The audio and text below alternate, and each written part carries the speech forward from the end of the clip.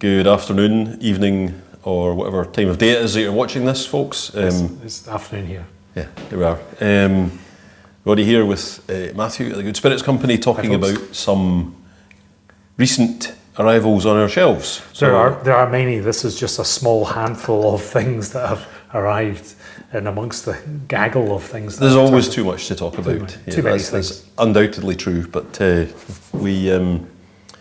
it doesn't stop us trying, does it? He's very, very trying. Do you want to start then, mate? Yeah, okay. So these 4 bottlings, we're going to start off with this new Lagg. We don't see a lot of kind of extensions or new things from Lagg, and it's lovely to see. The range is smaller, yeah. Yeah, there's fewer.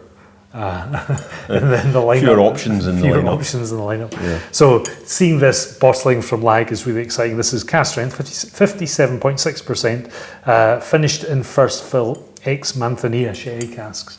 So that should really sing. We've not had a chance to try this yet, but you know, Lagg's always been quite exciting ever since we first came across it. So undoubtedly this will be as good or better. Yeah, and peat and Manzanilla casks, it makes sense intuitively. You know, you expect that to be a good combination. Yeah. So that one retails for £85. And then the Kilchoman Loch Gorm, 10-year-old, which was featured in the tasting that they did here for us. That's right, yeah.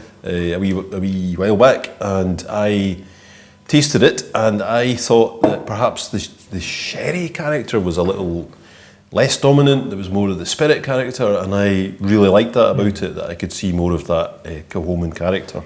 And again, after this is the 3rd year in a row, they've had a 10-year age statement on Loch Gorm. So it's lovely to see that mature stock coming through. Yeah, also interestingly at the tasting they were saying that they're always going to, you know, the whiskies, the style of the whiskey benefit, or it's a whiskey that does well when it's young. Yeah. So there will be older ones, but they're not going to move away from young whiskey because it's where they play nice. Mm-hmm. Yeah. So that one is £80.50 on our shelves.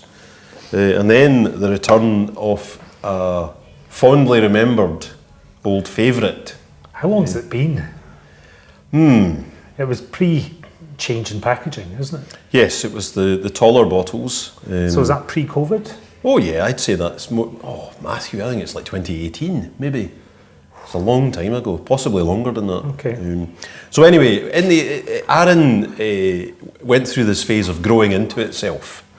So there was the first age statement came along, 10-year-old, and then there was a 12-year-old cask strength, and then there was a 14-year-old. And when this first came out, people were really, really taken with it all that time ago. That would be launched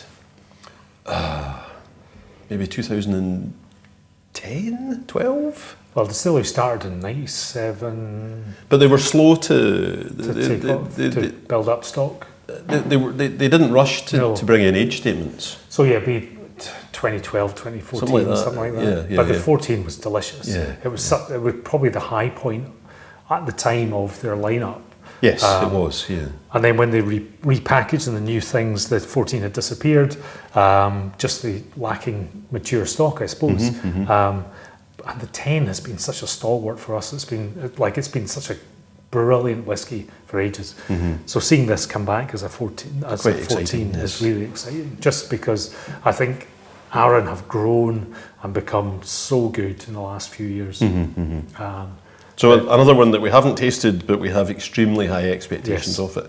That retails for £69.50 here, and then wrapping up with another interesting sherry cask. This time from GlenAllachie, and this is an 11-year-old that's been Palo Cortado sherry cask finished, bottled at a strength of 48%.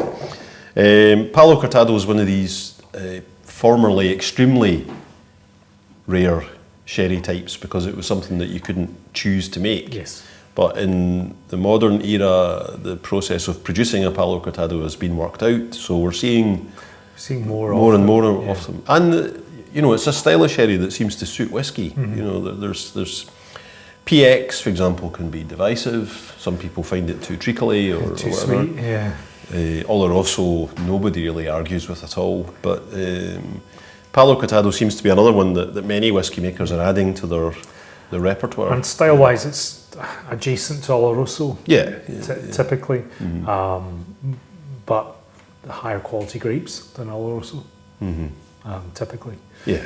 But GlenAllachie are renowned for the sherry casks, and their kind of core range are always so rich and intense. And Billy Walker really knows his stuff when it comes to finishing. So picking some Palo Cortado, I'm sure, will be really, really good, interesting bottling.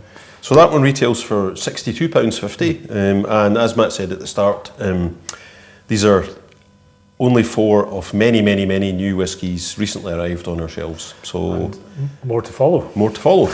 Cheers, folks. Cheers, folks.